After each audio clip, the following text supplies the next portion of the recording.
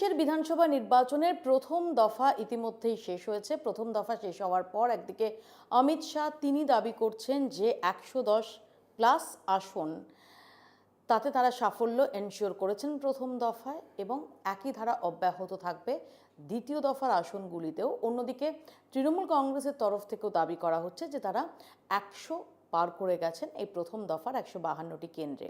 এরকম একটা খুব ক্রুশিয়াল টাইমে দাঁড়িয়ে প্রথম দফা আর দ্বিতীয় দফার মাঝে আমরা মুখোমুখি হয়েছি বিজেপির সেনাপতি, বিজেপির এই রাজ্যে যিনি কাণ্ডারি শ্রমিক ভট্টাচার্য, বিজেপির রাজ্য সভাপতি, তার মুখোমুখি হয়েছি আমরা। শ্রমিক দা, স্বাগত জানাই আপনাকে। আমি জানি এটা ভীষণ হেক্টিক, ভীষণ ব্যস্ত শিডিউল যাচ্ছে। প্রধানমন্ত্রী, কেন্দ্রীয় স্বরাষ্ট্রমন্ত্রী, বিজেপির সর্বভারতীয় সভাপতি, প্রাক্তন সভাপতি, এতগুলো রাজ্যের মুখ্যমন্ত্রী সবাই মিলে পশ্চিমবঙ্গে রয়েছেন। অমিত শাহ রীতিমতো ক্যাম্প করছেন এখানে। এরকম জায়গায় দাঁড়িয়ে সারাটা দিন কিভাবে কাটছে? নির্বাচনের সময় তো বিজেপি সংঘবদ্ধভাবে নির্বাচন লড়ে, আর সারা দেশেই এভাবেই নির্বাচন হয়। আসলে পশ্চিমবঙ্গের রাজনীতিটা এমন দুটো রাজনৈতিক দলের মধ্যে ৪৯ বছর আবর্তিত হয়েছে যারা পুরোপুরি পশ্চিমবঙ্গ কেন্দ্রিক। ৩৪ বছর বাম শাসন ছিল, তাদের সাংগঠনিক দক্ষতা ছিল এবং বজ্রকঠিন সংগঠন ছিল, কিন্তু সর্বভারতীয় তকমা থাকলেও তারা সর্বভারতীয় ছিলেন না।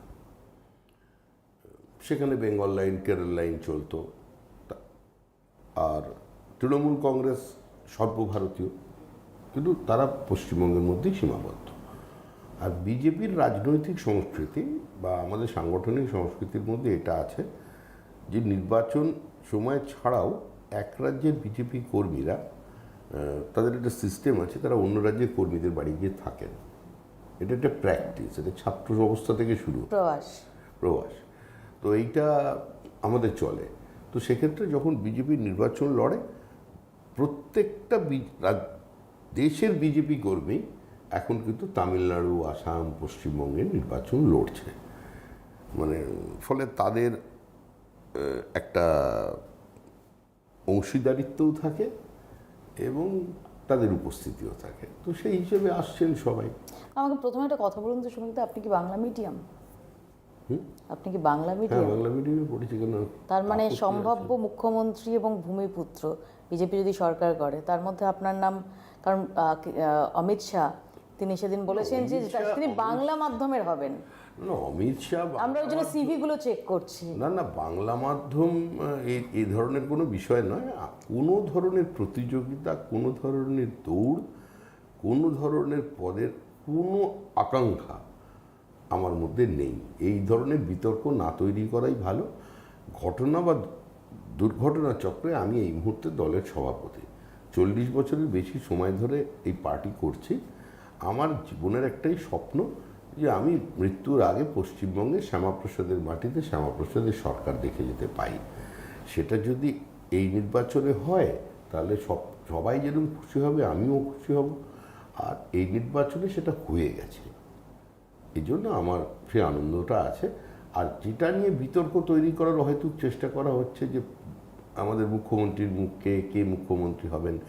বিজেপিতে সাম্প্রতিককালে কোনো নির্বাচনে আমরা কোনো কাউকে মুখ্যমন্ত্রী প্রজেক্ট করে নির্বাচন লড়িনি, এবং সংবাদ মাধ্যমে মানুষের উৎসাহে বিভিন্ন নাম ঘোরে বাজারে, ইনি হচ্ছে, তারপরে এমন একজন মুখ্যমন্ত্রী হন যেটা সমস্ত প্রত্যাশা, নিজেও ভাবতে পারেন যে তিনি মুখ্যমন্ত্রী হতে পারেন কোনোদিন, এরকম হতে পারেন। তো এটা পার্টির পদ্ধতির মধ্যেই হয়েছে, এবং এটা আমাদের বিধায়করা ঠিক করবেন, বিধায়করা যাকে ঠিক করবেন সেটার উপরে আলটিমেট সিদ্ধান্ত নেবার অধিকারী হচ্ছে আমাদের কেন্দ্রীয় সংসদীয় বোর্ড। কিন্তু আপনি যেমনটা বলছিলেন ঠিকই, যে আমরাও দেখেছি যে সময় এখানে দাঁড়িয়ে বিজেপির ভোট পার্সেন্টেজ একদম নগণ্য ছিল, মানে একদম মানে পাত্তা দেওয়ার মতোই ছিল না। সেই সময় দাঁড়িয়েও আপনারা বিজেপি করতেন, বিজেপির হয়ে তখনও আপনারা সভা করতেন, বিজেপির হয়ে তখনও আপনারা টেলিভিশন ডিবেটে যেতেন। তখন বিজেপি টেলিভিশন ডিবেটে তাদের প্রাসঙ্গিকতা এটা নিয়ে অন্য দলগুলো তারা রীতিমতো ব্যঙ্গ বিদ্রুপ করতো। সেখান থেকে 3 থেকে 77 এবং এই মুহূর্তে দাঁড়িয়ে অমিত শাহ 1 থেকে 3, 3 1 থেকে থেকে 7। 3, 3 থেকে 77, এবং অমিত শাহ তিনি বলছেন যে প্রথম 152টার মধ্যে 110 প্লাস নাকি হয়ে গেছে। তো এই চেঞ্জটা আমি একটু স্পেসিফিক্যালি বলবো যে এই চেঞ্জটা কিভাবে? দেখুন, পশ্চিমবঙ্গের রাজনীতি চিরকালই মেরুকৃত ছিল, চিরকালই পোলারাইজড, এবং তার সবচেয়ে বড় ভুক্তভোগী আমরা। 1989 থেকে 1996-এ যত কর্মী বিজেপির কাছে ছিল, ডেডিকেটেড বিজেপির কাছে ছিল, বেশ কিছু জায়গা আছে আজকে অত কর্মী নেই, কিন্তু সেখানে আমাদের বিধায়ক আছে, সাংসদ আছে। কারণ আমাদের যে বাইনারি সেটা বদলে গিয়েছে। একটা সময় এটা কংগ্রেস সিপিএমের মধ্যে ছিল, পরবর্তীকালে সিপিএম তৃণমূল, এখন ঘটনাচক্রে সেটা বিজেপি আর তৃণমূলের মধ্যে হয়ে গেছে। এই বাইনারিটা মানুষ সেট করে দিয়েছেন 2021 সালে। আর আরও একটা বড় কাজ যেটা হয়েছে, যেটা শতাব্দী প্রাচীন দুটো দলকে, মানে সিপিএম কংগ্রেসকে বিধানসভায় শূন্য করে দিয়েছে। তো সেই জায়গায় দাঁড়িয়ে আমরা আমাদের মতো করে রাজনীতি করেছি। আমরা গতবারে ক্ষমতায় আসবো বলে মানুষের কাছে ভোট চেয়েছিলাম, মানুষ আমাদের বিরোধী দল হিসেবে দিয়েছে। ভোট পরবর্তী সন্ত্রাস ছিল, প্রায় 1 বছর আমরা স্বাভাবিকভাবে কাজ করতে পারিনি। আমাদের ঘুরে দাঁড়াতে 2 বছরের বেশি সময় লেগেছে। তারপর আমরা পঞ্চায়েত নির্বাচনে ফিরে এসেছি। বিপরীত পরিস্থিতিতে দাঁড়িয়ে, আগ্রাসনের বিরুদ্ধে দাঁড়িয়ে, অত্যাচারের বিরুদ্ধে দাঁড়িয়ে, ঘর ছাড়া কর্মী আছেন বহু, তারপরেও আমরা 45,000 বেশি আসন দিয়েছি। এবং একজন ওই যে রাজ্য নির্বাচন কমিশনার আছেন না, ওই মুখটা ভালো করে লিখবে। ওই মুখ একদম মানে পুরোপুরি মুখ্যমন্ত্রী বেছে বেছে কালেকশন করেন। একদম যে কুমোরটুলির অসুর আছে, গোপটা আছে, ঠিক ওই রকম। মানে একদম চেহারার সঙ্গে ওনার কাজে কর্মের প্রবল মিল। উনি মহিলাদের অধিকারটা কেড়ে নিলেন বিডিওদের দিয়ে গণনা কেন্দ্রে। তারপরেও কিন্তু 11,000-এর বেশি আসনে আমরা জিতেছিলাম। ফলে আমরা এবারে যে নির্বাচনটা লড়ছি, এবারে আমরা টোটাল অ্যান্টি ইনকামবেন্সিটা নিচে নিয়ে গেছি। একদম নিচু তলায় খুব নিঃশব্দে আমরা কাজ করে গেছি। বলে বিজেপির দৃশ্যমানতাই ছিল না, কোথায় বিজেপি খুঁজে পাচ্ছিল না। তারপরে যেদিন উপচে পড়া ব্রিগেড দেখলো, সেদিন অনেক মানুষ ঘাবড়ে গেল যে কোথা থেকে মানুষ এলো। এই মানুষগুলো অন্য রাজ্য থেকে আসেনি, মঙ্গল গ্রহ থেকে আসেনি, আন্টার্কটিকা থেকে আসেনি, মানুষগুলো এখানেই ছিল। তো এই ভিড় দেখে, জনসমুদ্র দেখে, এবং আস্তে আস্তে যখন আমরা একটু গতি দিতে শুরু করলাম, তখন মানুষ এগিয়ে এসেছেন, মানুষ ভয়মুক্ত হয়ে গেছেন। দেখুন, এই মুহূর্তে আমাদের হাতে ব্যাটন নেই, এখন ওটা মানুষের হাতে। আমরা বলেছিলাম 26-এর নির্বাচন তৃণমূলের বিসর্জন। আমি যেদিন সভাপতি হয়েছি সেদিন এই স্লোগানটা দিয়ে আমি শুরু করি, এটা ছড়িয়ে যায়। প্রধানমন্ত্রী বললেন পাল্টানো দরকার, চাই বিজেপি সরকার, এবং সর্বত্র এটা চলছে। কিন্তু তার সঙ্গে সঙ্গে আরেকটা ন্যারেটিভ উঠে এসছে, জনতা বনাম Mamata, no vote to Mamata. মানুষ বেরিয়ে এসেছে। মানুষ যদি বেরিয়ে আসে স্বতঃস্ফূর্ত হবে, নাহলে স্বাধীনতার পরে এই ভোট পার্সেন্টেজ, কোনো মৃত্যু নেই, রক্তপাত নেই, বোমা নেই, গুলি নেই, কোনো জায়গায় রিপোল নেই।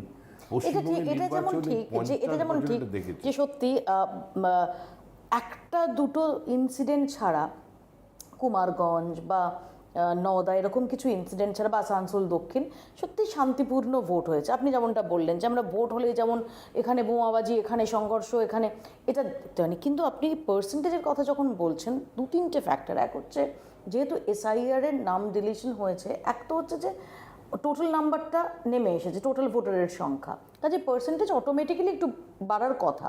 কিন্তু তার পাশাপাশি তৃণমূল যেটা দাবি করছে যে এই পার্সেন্টেজটা, সেটা আসলে SIR এর বিরুদ্ধে মানুষের গণভোট, রেফারেন্ডাম। ওগুলো হচ্ছে কর্মীদের চাকা রাখার কথা। ওগুলো বহু জায়গা কিন্তু এবার মকপলে তৃণমূলের এজেন্ট যায়নি। অনেক বুথে খোঁজ নিয়ে দেখো, তৃণমূলের এজেন্ট শেষ পর্যন্ত ছিল। আর আপনাদের 100% বিজেপির এজেন্ট ছিল? একটা দুটো জায়গায় অবশ্যই ছিল না, কিছু জায়গায় আমরা পেনিট্রেট করতে পারি না। আমরা তো বলিনি যে আমরা 294 কেন্দ্রে একইভাবে নির্বাচনে প্রতিদ্বন্দ্বিতা করতে পারি। এটা মানুষের জানাই আছে যে বিজেপি কতগুলো কেন্দ্রে নির্বাচনের মতো করে নির্বাচনটা লড়তে পারছে। তো আমাদের একটা নির্দিষ্ট গণিত আছে, আমরা সেটাকে রেখে দিই যে আমাদের জায়গায়। তার মধ্যে আমরা স্যাটিসফাইড, ভোট আমাদের যেটা করানোর ছিল হয়ে গেছে। বুথের অঙ্ক, কোন বুথে আমরা হারবো, কোনটায় জিতবো, কোন বুথে আমাদের 10টা করে ভোট বাড়াতে হবে, এই কাজটা আমরা করছিলাম। এবং খুব সুচারুভাবে এই কাজটা আমাদের দলের নেতৃবৃন্দ গত 1 বছর ধরে করেছেন। 1 বছর ধরে এর উপরে আমরা কাজ করেছি এবং তার ম্যানিফেস্টেশনটা হয়ে গেছে গত 3 মাস আগেই। এখনো পর্যন্ত সেই কাজ চলছে।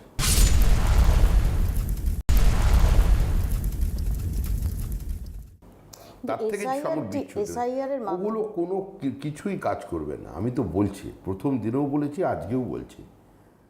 এখন ওই ভোটটা এই যে আরেকটা ভোট ফেজ বাকি আছে না 142টা নির্বাচনে, পুরনো ভোটার লিস্টে ভোট করিয়ে দিই, ইডি সিবিআই এর দরজায় তালা লাগিয়ে দিই, সিআইএসএফকে উইথড্র করে নিক, তারপরেও পশ্চিমবঙ্গের মানুষ তৃণমূল কংগ্রেস। আচ্ছা, আমি ধরে নিলাম যে আপনারা নিরঙ্কুশ সংখ্যাগরিষ্ঠতা নিয়ে ধরে নিলাম বিজেপি ক্ষমতায় এলো, আপনি আমায় বলুন তো। ধরে নেবার কোনো বিষয় নেই, বিজেপি কমফোর্টেবল মেজরিটি নিয়ে সরকার গঠন। আমার এখানেই বক্তব্য যে বিজেপি এখানে প্রথমবারের জন্য সরকার গঠন করলে যদি সেখানে এমন একটা ভোটের মধ্যে দিয়ে করে যেখানে 27 লাখ নাম ডিলিটেড হয়েছে এবং যার মধ্যে একটা অংশ মানে কিছু হলেও 1% সেটা বৈধ ভোটার, সেটাকে আপনার আপনি মনে করেন যে এই দাগটা না থাকলে ভালো হবে? এই দাগটা না থাকলে ভালো? আমরা তো এই দাগটা মুছতে চাইছি। নির্বাচন কমিশনের কাজে আমরা সন্তুষ্ট, কথা কে কবে কোথায় বলেছে? আমি রাজ্য সভাপতি, আমার অবস্থানটা সেটা তো আমি যেটা স্পষ্ট করেছি। আপনি জ্ঞানেশ কুমারকে এখানে আসতেও বলেছেন, আমি জ্ঞানেশ কুমারের প্রথম থেকে প্রত্যেক সময় আমি এখানে ওনাকে আসতে বলেছি। উনি আগে এলে অনেক ভালো হতো। তৃণমূল পরিকল্পিতভাবে ইয়ারোকে কাজে লাগিয়ে, তাদের প্রশাসনকে কাজে লাগিয়ে বিএলওর ওপরে চাপ সৃষ্টি করে কিছু সামাজিকভাবে কিছু প্রতিষ্ঠিত পরিবার, যাদের অন্তত 3 জেনারেশনকে মানুষ চেনেন, তাদের বাড়ির লোকের ভোট কাটিয়েছে। বিভিন্ন জায়গায় যেখানে বিজেপি লিড নেয় সেখানে ভোট বাদ দিয়েছে। আরে 18,000 ভোট তো বাদ দিয়েছে আমাদের নজিয়ারের একজন বিজেপি জেতা এমএলএর বিরুদ্ধে, যদিও তারপরে সে 50,000 ভোটে জিতবে। এগুলো কোনো ম্যাটার করবে না। যখন একটা জোয়ার আসে না, পরিবর্তনের যখন ভোট হয়, ওইগুলোকে যদি, তাহলে, কিন্তু, তবে, এসব শব্দগুলো আর কোনো কাজ করে না। আর এখানে সেটা করছে না। এটা হচ্ছে ভোট অফ রিজেকশন, প্রত্যাখ্যানের ভোট। আমি আবার বলছি, এই লড়াই তৃণমূল কংগ্রেসের সঙ্গে বিজেপির লড়াই নয়, এই তৃণমূল কংগ্রেসের সঙ্গে সাধারণ মানুষের লড়াই। আপনি যখন বিজেপির রাজ্য সভাপতি হন, তারপরে এসে আমি আপনার প্রথম সাক্ষাৎকারটি নিয়েছিলাম এবং আপনি তখন এবং তার পরবর্তীকালেও বলেছেন যে মুসলিম সম্প্রদায়ের মানুষ যারা এখানের বাসিন্দা, যারা দীর্ঘদিন আছেন এই রাজ্যের, যারা বাসিন্দা, আপনি তাদের উদ্দেশ্যেও আবেদন করেছেন যে তাদের সাথে কোনো রকম আপনাদের শত্রুতা নেই, তাদের বরং আহ্বান করেছেন। আমরা দেখেছি শুভেন্দু অধিকারী, তিনিও রাষ্ট্রবাদী মুসলিম এই শব্দবন্ধটা ব্যবহার করেন, কিন্তু যখন 294টা আসনের প্রার্থী তালিকা আপনাদের হয়, তখন এদের অ্যাবসলিউটলি বাদ রেখে একজন প্রতিনিধিত্ব নেই। আসলে কি মেরুকরণটা আপনারা করছেন না? আমরা যদি মেরুকরণ আমরা করছি না, আমরা মেরুকৃত অবস্থার মধ্যে আছি। আমরা প্রোটেকশন দিতে পারিনি। এর কারণ হয়েছে যে আমরা গত বিধানসভা নির্বাচনে আমাদের যারা প্রকাশ্যে সংখ্যালঘুরা বিজেপি করেছেন, তারা কী ধরনের নির্যাতিতা হয়েছেন সেটা বর্ণনাতে, সেটা আমি আর তোমাকে আজকে ক্যামেরার সামনে বলছি না। আমি তোমার যদি পার্সোনালি ইন্টারভিউ করার থেকে তুমি চলে যাও, আমি তোমাকে প্রত্যেকের নাম ঠিকানা দিয়ে দিচ্ছি। সীমাহীন অত্যাচার হয়েছে, একদম আলিপুরদুয়ার থেকে শুরু হয়েছে আর শেষ হয়েছে আসানসোল পর্যন্ত। যে মুসলমানরা এগিয়ে এসেছিলেন, ফলে আমরা তাদের প্রোটেকশন দিতে পারিনি। কাউকে প্রার্থী করলেই আজকে পশ্চিমবঙ্গে র্যাডিক্যালাইজেশন বেড়েছে। এক ধরনের ধর্মান্ধ মানুষ, তারা রেস্ট অফ দ্য সোসাইটিকে কন্ট্রোল করছে এবং যে কোনো কারণেই হোক তারা প্রতিবাদ করার ভাষা পাচ্ছেন না। আমি বসিরহাটের এমএলএ ছিলাম, সেখানে একটি শিক্ষিত মুসলিম পরিবার, তাদের সময়, মানে শ্যামাপ্রসাদ মুখার্জি যখন কলকাতা বিশ্ববিদ্যালয়ের ভাইস চ্যান্সেলর, সেই সময়কার তিনি অধ্যাপক ছিলেন, শ্যামাপ্রসাদের সহকর্মী ছিলেন, হিন্দুমার ছিলেন, সেই পরিবারটা সম্পূর্ণভাবে শিফট করে গেল। বেগবাগানে এক ভদ্রলোক থাকতেন, আমি নাম বলছি না, প্রতিষ্ঠিত, প্রত্যেকের মানে সর্বজনবিদিত এক ব্যক্তিত্ব, লেখক। তিনি ধুতি পরেন বলে তাকে জায়গা ছেড়ে দিয়ে আসতে হলো। এই র্যাডিক্যালাইজেশনটা ছড়িয়ে পড়েছে। আজকে বাংলাদেশে এই যে মানুষগুলো মারা গেল, সব কি হিন্দু মারা গেছে? সবচেয়ে বেশি তো আক্রান্ত হচ্ছে মুসলমান। আর যারা বলছে এই এথনিক ক্লেন্সিংয়ের বিরুদ্ধে, সংখ্যালঘুদের উপর অত্যাচারের বিরুদ্ধে, মন্দির ভাঙার বিরুদ্ধে যারা প্রতিবাদ করছে, লিখছে, তারাই আক্রান্ত হয়ে যাচ্ছে। ফলে এই পরিস্থিতি তৈরি যে তাদের আমরা বাঁচাতে পারবো, এই কারণে আমরা প্রার্থী করে নিই। তারপরেও তো এত মুসলিম কর্মী মাথায় টুপি পরে দেখছেন তো, বিজেপির মিছিলে হাঁটছে, সব বুথে আছে, মুসলিম বুথে বিজেপির এজেন্ট বসছে। হ্যাঁ, নিঃসন্দেহ আমরা খুব কম সংখ্যক মুসলমানকে আমরা আমাদের দলে যোগ করতে পেরেছি, কিন্তু একদম শূন্য এটা নয়। সমস্ত মুসলিম এরিয়াতে বিজেপির কোনো না কোনো কর্মী আছেন, এবং তারা তো আমাদের সঙ্গে বন্দে মাতরম পুরো গান, বিজেপির রীতি রেওয়াজের সঙ্গে তারা পরিচিত, তারা জানেন, এবং তারা এবারেও বুথে বসছেন।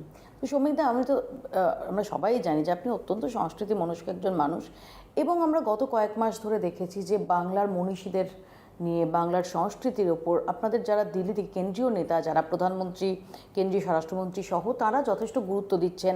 তাদের হাতে আপনারাও তুলে দিচ্ছেন মা কালীর ছবি, তুলে দিচ্ছেন উত্তম কুমারের ছবি, শক্তি চট্টোপাধ্যায়ের ছবি, মানে সমস্ত রকমভাবে বঙ্গ সংস্কৃতিকে সামনে রাখার চেষ্টা করছেন। কিন্তু এটা করতে গিয়ে আবার আপনাদের কেন্দ্রীয় নেতারা কখনো কোনো মনীষীকে নিয়ে মাঝে মাঝেই এমন কিছু ভুলভ্রান্তি করে ফেলছেন, যেটা মনে হয় না আপনার যেটা ব্যাকফায়ার করবে? না না, আমাদের এখানে যারা আবার এগুলোকে নিয়ে আলোচনা করে তারা তো তাদের কদর্য ভাষায় আক্রমণ করে। মনীষীদের কথা বলতে গেলে স্পুনারিজম তো হতে পারে, কোনো ভুল হতে পারে, যেমন একজন বঙ্কিমচন্দ্রকে বঙ্কিম দা বলেছেন, তো এটা হতে পারে। দেখুন, সবাই তো একজন অন্য প্রদেশের মানুষ, সেখানে কোন শব্দটা কিভাবে ব্যবহার করা হয়, সবাইকে দাদা বলেন, সম্মান সেটা বলেছেন। এটা নিয়ে কোনো বিতর্কের আমার মনে হয় খুব একটা মানুষ এগুলো নিয়ে ভাবছেই না। এখন মানুষের মাথায় এগুলো নেই। কিন্তু বহিরাগত তকমাটা বিজেপি ঠিকই, একজন আদ্যন্ত বাঙালি ভদ্রলোক তাকে বিজেপি রাজ্য সভাপতি করেছে, কিন্তু সার্বিকভাবে যে বহিরাগত তকমা বা বিজেপি অবাঙালিদের দল, এরকম একটা ন্যারেটিভ, সেটাকে সার্বিকভাবে কাউন্টার করা যাচ্ছে। আমি বলছি এগুলো শুনে এখন মানুষ আছে, যে পার্টি তৈরি করেছেন শ্যামাপ্রসাদ মুখার্জি, আচার্য দেবপ্রসাদ ঘোষ, যে মাটিটার উপরে দাঁড়িয়ে নিজেকে ভারতীয় বলে পরিচয় দিতে পারছে শ্যামাপ্রসাদ মুখার্জির কারণে, আজকে সেই দলটাকে কেউ মানে অবাঙালিদের দল বলবে, হাস্যকর বিষয়। এত বাঙালি অবাঙালির বলছেন কেন? যে কলকাতা চল, এত মাছ নিয়ে মানে এবার তো মাছে বাজারে মাছ পাওয়া যাচ্ছে না, আপনাদের নেতারা তারা রীতিমতো ধুতি পাঞ্জাবি পরে মাছ নিয়ে রাস্তায় বেরিয়ে পড়ছে। ভুল করছে, আমি প্রত্যেককে বলেছি এগুলো না করতে। এইগুলো হাস্যকর বিষয়। আমি তো এদের বোঝাতে চাইছি, যখন মানুষ ডুবে যায় না, তখন খড়কুটো ধরে বেঁচে থাকতে চায়। তো তৃণমূল তো ডুবছে, ওরা মাছের ল্যাজ ধরে বাঁচতে চাইছে, তো সেটা তো সম্ভব নয়। এখন আমরা যদি মাছের কথা বলি, এটা তোমার ইনফরমেশনের জন্য বলছি আমি, তুমি একটু দেখে নেবে, তোমার পক্ষে আমি তোমায় দিয়ে দিতে পারি। এই মাছ নিয়ে একটা প্রশ্ন করেছিলাম রাজ্যসভায়, তাতে ভারত সরকারের মৎস্য দপ্তরের থেকে যে উত্তরে সে দেখা যাচ্ছে যে আমরা পশ্চিমবঙ্গ মাছেও স্বয়ংসম্পূর্ণ নই। আমরা মাছ বাংলাদেশের বাদ রেখে বলছি, আমরা সুদূর আফ্রিকা থেকে এখন মাছ পশ্চিমবঙ্গে আমদানি করি। প্রশ্ন এবং তার উত্তরটা এটা হচ্ছে, আমরা ঝাড়খণ্ড থেকে মাছ আনছি, মানে বহিরাগত মাছ। আমাদের এখানে রাজ্যের তো সমস্ত বহিরাগত, আর আমরা হচ্ছে পরিযায়ী। মানে মাছ আসছে অন্ধ্রপ্রদেশ থেকে, মাছ আসছে বিহার থেকে, ঝাড়খণ্ড থেকে, বাংলাদেশ থেকে, আফ্রিকা থেকে, মাছ বহিরাগত। আর আমরা তাহলে, আর আমরা পরিযায়ী, মেধা পরিযায়ী, ছাত্র পরিযায়ী, পুঁজি পরিযায়ী, পুঁজিপতি পরিযায়ী, আমরা কৃষক পরিযায়ী, শ্রমিক পরিযায়ী। এটা কার্যত একটা বৃদ্ধাশ্রম। এই যে সল্টলেক যেখানে বসে আছো আমার ইন্টারভিউ নিতে, এটা তো শিক্ষিত মধ্যবিত্ত বাঙালিদের জায়গা ছিল। এখানে ব্যুরোক্র্যাটস আছেন, পলিটিশিয়ান আছেন, ডাক্তার আছেন, সমাজে প্রতিষ্ঠিত ব্যক্তিদের বাস। যারা বাড়ি বিক্রি করেছেন, কিছু ব্যবসায়ী আছে। তুমি একবার পুরো বাড়ি ঘুরে এসো, এলাকা একটার পর একটা ব্লক, তুমি কোনো এই জেনারেশনের ছেলে মেয়েকে দেখতে পাবে না। এখন তোমার যে এজ গ্রুপ, তাদেরও তুমি এখানে পাবে না। সবাই এখান থেকে চলে গেছে, কারণ তারা জানে এখানে তাদের কোনো সুযোগ নেই। সেক্টর 5 পেছনে 22,000 টাকা মাইনে গ্র্যাজুয়েট ইঞ্জিনিয়ার চাকরি করছে। বেঙ্গালুরু শহরের দ্বিতীয় কথ্য ভাষা এই মুহূর্তে বাংলা। 3 বছর আগে স্ট্যাটিস্টিক্স 14,62,000 ছেলে মেয়ে কাজ করছে। আজকে সারা ভারতবর্ষে এখন মমতা ব্যানার্জি বলছেন 22 লক্ষ পরিযায়ী শ্রমিক। আর তার জন্য একজনকে সংগঠন দিয়েছে, হ্যাঁ, সমীরুল, ভালো কাজ করছে সমীরুল, অনেক যোগাযোগ করেছে, বেশ কিছু বাস টাস নিয়ে সমীরুল লোক আনছে। আচ্ছা, আপনাদের যেমন 73টা ট্রেন এসছে, আরও বাড়ছে ট্রেনের সংখ্যা, শুনলাম এর মধ্যে আরও পর ট্রেন হচ্ছে। অনেক কিছু ব্যাপার তো মাথায় রাখতে পারছি না। ওরা আসছে, ভালোবেসে আসছে, মুখ্যমন্ত্রীর ভালোবাসার ডাকে সাড়া দিতে আসছে, এসে ঠিক অনুরাগের ছোঁয়া দিয়ে তারা ইভিএম বক্সে চলে যাবে। এবারের নির্বাচন সঙ্গে অন্য কোনোবারের নির্বাচনটা সম্পূর্ণ আলাদা হয়ে গেছে। আমরাও এতটা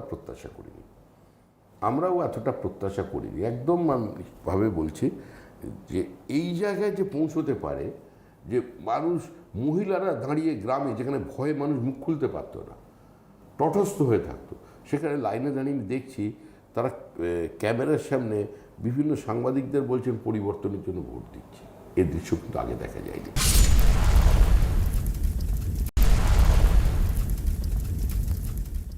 সমিত, আমি আবার একটু দল এবং দলীয় অপারেশন প্রসঙ্গে আসি। আপনি আসার পর আমরা দেখলাম যে নবীন প্রবীণে, বিশেষ করে যারা প্রবীণ, সেটা রিতেশ তিওয়ারি হন, রাজু ব্যানার্জি হন, তাদের আবার মূল স্রোতে ফিরিয়ে আনার ব্যাপারে, এবং এটা বোঝাই যায় যে এটা আপনার উদ্যোগেই এটা সুনিশ্চিত হয়েছে। এই যে ব্যালেন্সটা, নবীন প্রবীণ ব্যালেন্স, এবং সবকটা আগে সারাক্ষণই একটা মোটামুটিভাবে বিজেপির এই লবি ওই লবি নিয়ে যে আলোচনাটা চলতো, সেটা এবারের নির্বাচনে আপনারা কতটা আক্ষরিক অর্থে কতটা মেকআপ করতে পেরেছেন? মেকআপ করার এবং কোনো বিষয় নেই। যে কোনো একটা সংগঠিত রাজনৈতিক দলে যদি সামান্যতম কোনো বিচ্যুতি হয়, কংগ্রেসের যদি হয়, যদি তৃণমূল কংগ্রেস হয়, এটা নিয়ে কোনো সময় আলোচনা হবে না। কিন্তু যদি কমিউনিস্ট পার্টিতে হয়, কিংবা যদি বিজেপির মতো পার্টিতে এই ধরনের অনেক রেজিমেন্টেড পার্টি, তো ফলে সেখানে যদি দুজনের মধ্যে বিলটি কোনো বিবৃতি, পাল্টা বিবৃতি হয়, বা অবস্থানগত কোনো পার্থক্য হয়ে যায়, কোনো লাইট স্টেটমেন্ট এসে যায়, সেটা নিয়ে অনেক বিতর্ক তৈরি হয়। সংবাদ মাধ্যমে হবে এই বিতর্কের জায়গায় সেটা হয়, এবং যতটা সত্য তার থেকে অনেক বেশি হয়, এবং সেটাও প্রত্যাশিত।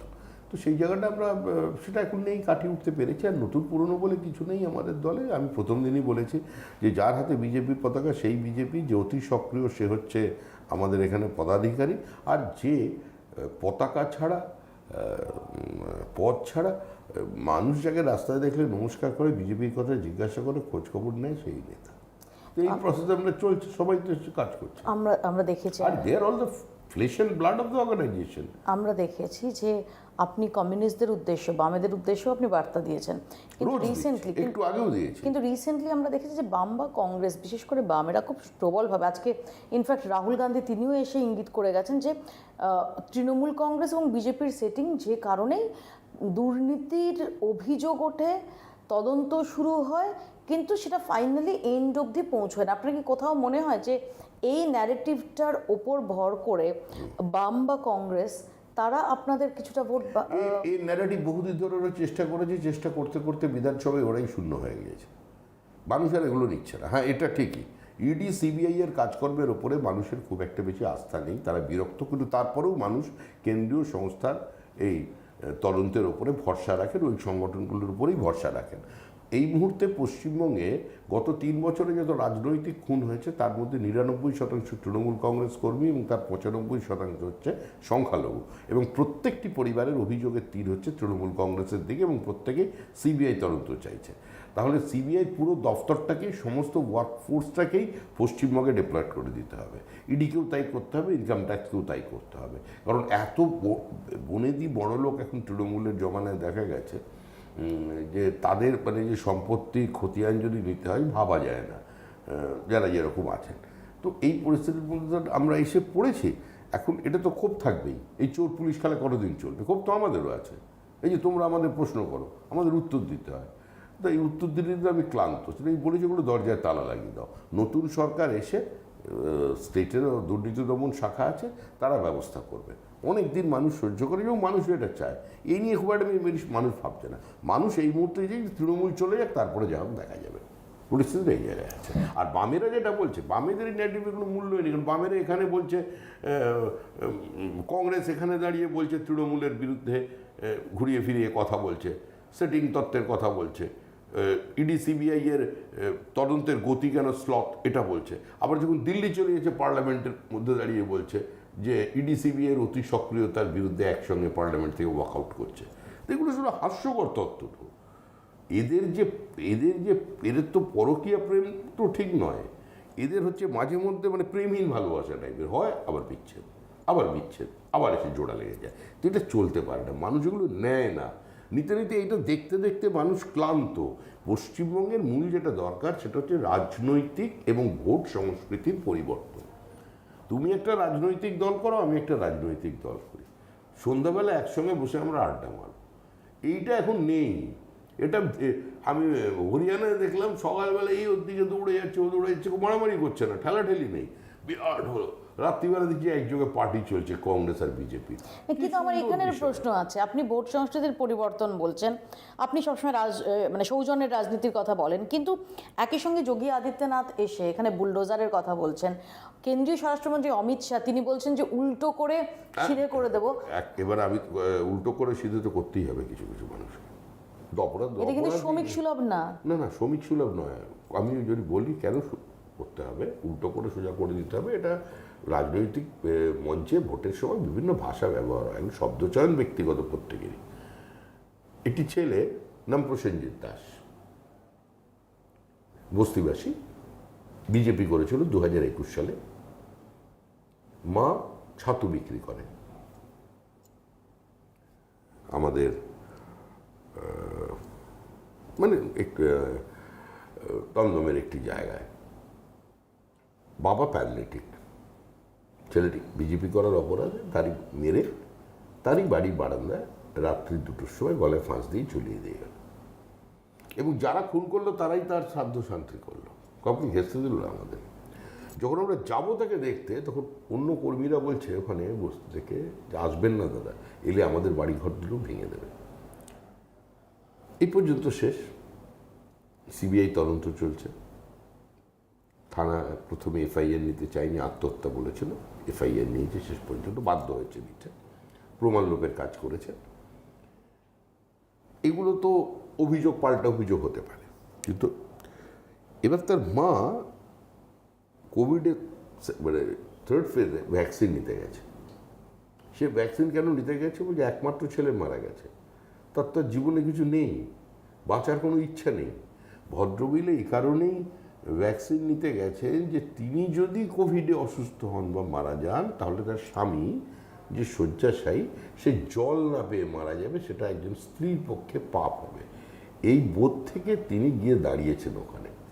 এবার কাউন্সিলর বলছে যে আমাদের বিরুদ্ধে মামলা করিয়ে দেওয়ার, আমাদের ভ্যাকসিন নিতে এসেছি, ধাক্কা মেরে মহিলাকে বার করে দিলেন, তুমি যাও, তুমি তার ইন্টারভিউ নাও। তো এই মানুষগুলোকে কি করা উচিত? একটা ছেলেকে পিটিয়ে মেরে ফেললে তার কুকুরের সঙ্গে, এটা তো চোখের সামনে মানুষ দেখেছে। মেরে হাই টেনশন ওয়্যালে টাঙিয়ে দেওয়া হচ্ছে। একজন মহিলা, তাকে থুতু ফেলে প্রথমে চাটানো হলো, তারপরে তার মাথাটা পুরো কামিয়ে দেওয়া হলো, তারপরে টাকা নিয়ে তারপরে গ্রামে ঢুকতে দেওয়া হলো। বিজেপির হয়ে নির্বাচনে প্রতিদ্বন্দ্বিতা করার অপরাধে 5 লক্ষ টাকা জরিমানা দিয়ে নিজের বাড়িতে ঢুকতে হয়েছে। একজন মহিলাকে সম্পূর্ণ বিভ্রস্তা করে, তার পুত্রবধূ এবং 8 মাসের নাতিকে মানে মানে কি বলবো, গান পয়েন্টে রেখে তাকে সম্পূর্ণ বিভ্রস্তা করে 45 বছরের একজন মহিলা, তাকে দিয়ে চা বানানো হলো এবং বসে বসে র্যালিশ করে তারা চা খেলেন, মহিলা করতে বাধ্য হলেন। এবং তারপর বলল বিস্কিট মুড়ি টুড়ি নেই, বিস্কিট দিলেন, সেটাও খেলো। বিজেপি পরিবার বহু পুরনো, সেখানে বসে সিগারেট খেয়ে বলে গেল আর কোনোদিন জয় শ্রীরাম করিস না, আজকে তো কিছু করলাম না, ছেড়ে দিলাম। এবার সেই মহিলা বেরিয়ে এসে বলছেন যে আমাকে যদি ধর্ষণ করে খুন করতো তাহলে আমি শান্তিতে মারা যেতাম। মুর্শিদাবাদের একজন মহিলা এই সাম্প্রতিক মুর্শিদাবাদ গণ্ডগোলের পরে বলছেন বিএসএফ জওয়ানকে যে আমাকে গুলি করুন, আমি আপনাদের গুলিতে মরে যেতে চাই, আমি অন্যের হাতে শরীরটাকে অপবিত্র হতে দিতে চাই না। এটা তো আমাদের জহরব্রতর কথা মনে করিয়ে দিচ্ছে, মধ্যযুগীয় বর্বরতার কথা মনে করিয়ে দিচ্ছে। বাংলাদেশে যে ঘটনা ঘটছে, 18 থেকে 22 বছর যাদের নিয়ে যাচ্ছে ফিরে আসছে না, 40 বা 40-এর কাছাকাছি বা ঊর্ধ্ব যাদের নিয়ে যাচ্ছে তাদের আবার 15 দিন পর ফেরত দিয়ে যাচ্ছে। তো সেই ঘটনা তো মুর্শিদাবাদে হয়েছে। তৃণমূল কংগ্রেসের বিধায়ক তার নিজের স্ত্রীকে নিয়ে এলাকা ছেড়ে চলে গেছেন। 5 পুরুষের বাসিন্দা পার্শ্ববর্তী লাগোয়া বিহারে, তারা বাড়ি ছেড়ে চলে যাচ্ছেন। এটা তো চেনা পশ্চিমবঙ্গ নয়। এই যে র্যাডিক্যালাইজেশন চলেছে সারা বিশ্ব জুড়ে, it's a menace to human civilisation, cancer to human civilisation.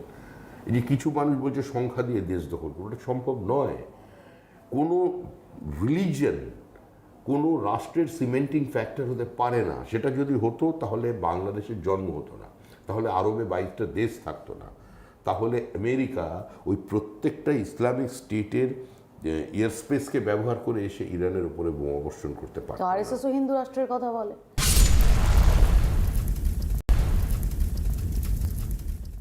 আরএসএসও Hindu Hindu রাষ্ট্র রাষ্ট্রের তো কথা আপনি ভারতবর্ষ তো হিন্দু রাষ্ট্র। হিন্দু রাষ্ট্র মানে কি? হিন্দু বলে কোনো ধর্মই তো নেই। হিন্দু মানে বহুত্ববাদ। হিন্দু মানে তুমি তোমার মতো করে কথা বলবে, আমি আমার মতো করে কথা বলবো। এটাই তো হিন্দুত্ব। একম সদমি প্রাবহুদা বদন্তি, এটাই তো হিন্দু। এখন তো নতুন নতুন শব্দ এসছে, হিন্দুত্ব, হিন্দুত্ববাদী। হিন্দুত্ব সনাতনী? এই ইজিমই নয়। সনাতনী তো অনেক পুরনো শব্দ, সে তো ঋষি অরবিন্দর বক্তৃতায় বলেছেন। আমরা তো নতুন কিছু বলিনি, আমরা তো যে শিখেছি বলছে। এই যে এসআইআর নিয়ে আমাদের যে বক্তব্য, আমরা ছোটবেলায় পড়েছিলাম একটা কথা যে মহাজনগত সুপন্থা, মহাজনরা যেদিকে যায়, বড় মানুষরা যেদিকে যায়, আমরা যারা ছোট মানুষ আছি তাদের অনুসরণ করতে, মহাপুরুষদের অনুসরণ করতে। তো আমরা তো সেই কাজই করেছি। আমাদের মুখ্যমন্ত্রী 2005 সালে এতগুলো ভোটার লিস্ট নিয়ে গিয়ে ছুঁড়ে স্পিকারের টেবিলের উপরে ফেলে, চোখের জল ফেলে বেরিয়ে এলেন যে সমস্ত ভোটার লিস্টে বাংলাদেশিদের নাম ঢুকিয়েছে সিপিআইএম। তা আমরা তো সেই পথেই হাঁটছি। সেই পথে হাঁটতে হাঁটতে গেছি, কাগজও খুঁজ, যেগুলো কোথায়, ওগুলো মুখ্যমন্ত্রীর কাছে যেগুলো নেই। আমি চেষ্টা করছি যদি লোকসভা থেকে জিনিসগুলো পাওয়া যায়, ওই লিস্টেও আমরা খুঁজে যদি পাই, তাহলে আমাদের যতগুলো ফর্ম 7 জমা দিয়েছিলাম নামগুলো জুড়তে পারবো। আমি আপনার বেশি সময় নেব না। আমার একটি প্রশ্ন, যে আমরা আগেরবার দেখেছিলাম যে প্রধানমন্ত্রীর দিদি ও দিদি, সেটা নিয়ে পরে অনেক চর্চা হয়েছিল, সেটার মাসুল আপনাদের দিতে হয়েছে কিনা। আমরা দেখেছি দিলীপ ঘোষের মমতা বন্দ্যোপাধ্যায় সম্পর্কে মন্তব্য, সেটাও যে একটা নেগেটিভ নেতিবাচক একটা প্রভাব ফেলেছিল, সেটা আপনাদের নেতারাও মানতে বাধ্য হয়েছেন। রিসেন্টলি আমরা দেখছিলাম যে এবার আগাগোড়া খুব সুকৌশলে প্রধানমন্ত্রী বা কেন্দ্রীয় স্বরাষ্ট্রমন্ত্রী সরাসরি মমতা বন্দ্যোপাধ্যায়কে টার্গেট করছিলেন না। সেদিন কেন্দ্রীয় স্বরাষ্ট্রমন্ত্রী অমিত শাহের এ দিদি, কোথাও মনে হয় যে এটা এ দিদির শব্দের সঙ্গে দিদি এগুলো জড়িত। দিদি তো বলেছেন, তুই বলে সম্বোধন করেছেন। কি ভাষায় মুখ্যমন্ত্রী কথা বলেন, মাঝখানে যেটা উনি বলে ফেললেন। হ্যাঁ, আমরা ওগুলো আলোচনা চাই না। যে ভাষায় মুখ্যমন্ত্রী, প্রধানমন্ত্রী এবং স্বরাষ্ট্রমন্ত্রীকে সম্বোধন করেন, সেটা কোনো রাজ্যের মুখ্যমন্ত্রী কেন, কোনো বুথ লেভেল মানে কর্মীর, রাজনৈতিক কর্মীর কাছে প্রত্যাশিত। ওগুলো রাজনীতির ভাষা যেগুলো চলছে। এই যে শব্দ দূষণ তৃণমূল শুরু করলো, ভাষা সন্ত্রাস শুরু করলো, এটা সমস্ত সীমাকে ছাড়িয়ে গিয়েছে। সিপিআইএম আগে শুরু করেছিল। সিপিএমের অতীতে যদি আমরা ওই কোঙ্গাট সাহেবের বক্তব্য শুনি, উনি বলতেন, সেগুলো তোমার সামনে উচ্চারণ করলাম, উনি এরকম বলতেন। কিন্তু দু একজন মমতা দেবীকেও আক্রমণ করেছিলেন, সেটা ঠিক হয়নি। কিন্তু যে ভাষায় মুখ্যমন্ত্রী ধারাবাহিকভাবে বলে যাচ্ছেন তুই, মানে যেভাবে যে ধরনের সংশোধন করছে, তো এটা তো মানে তৃণমূলের কি কোনো নৈতিক বা রাজনৈতিক অধিকার আছে এই নিয়ে কথা বলার? আর মানুষ এগুলো নিচ্ছে না। দুর্ভাগ্য এটাই যে মুখ্যমন্ত্রীর মতো একজন এত বড় রাজনৈতিক ব্যক্তিত্ব, যিনি একদম মাটি থেকে সংঘর্ষ করে সম্পূর্ণ প্রতিকূল বিপরীত পরিস্থিতির রাজনীতির মধ্য থেকে ক্ষমতার সর্বোচ্চ শিখরে উত্তরণ করেছিলেন, কংগ্রেস ভেঙে একটা দল তৈরি করে সাফল্য পেয়েছিলেন, তার কোনো বক্তব্য এই নির্বাচনে জনমনে সামান্যতম দাগ কাটতে পারেনি। কারণ তৃণমূলকে মানুষ সর্বতোভাবে প্রত্যাখ্যান করেছে। আমার শেষে আপনার কাছে জানতে চাইব, কত আসন? 294। আমার কাছে টিয়া পাখির খাঁচা নেই, আমি ভবিষ্যৎ দ্রষ্টা নই, তোমাকে আমি এটুকুনি বলে দিলাম। কমফোর্টেবল মেজরিটি, মানে এদিকে ওদিকে হাত বাড়াবাড়ি। তাহলে 4th মের পর কি বাজবে? ডিজে, রবীন্দ্রসঙ্গীত না শক্তি চট্টোপাধ্যায়? বারবার শক্তি চট্টোপাধ্যায়কে টেনে না আনাই ভালো। কিন্তু আমরা যেটা 6 তারিখে ব্যবস্থা করছি, সেটা হচ্ছে রাজনৈতিক সংস্কৃতিটা ফিরিয়ে আনতে। আমরা বলেছি সমস্ত স্থানীয় যারা আমাদের অফিসের মধ্যে দুপুরবেলা লাঞ্চের ব্যবস্থা করো, তৃণমূলকেও আমন্ত্রণ জানা, একসঙ্গে জোরে মাছ ভাত খাও। আর দিদির কাছেও আমরা খুব কোয়ালিটির ছোট মাছ পাঠাবো, একদম তাজা মাছ বলে। মাছ। সৌমিকদা, অনেক অনেক ধন্যবাদ আমাদের সময় দেওয়ার জন্য। এত ব্যস্ততা এবং আপনি দৌড়ে বেড়াচ্ছেন, তার মধ্যে আমাদের সময় দেওয়ার জন্য অনেক অনেক ধন্যবাদ।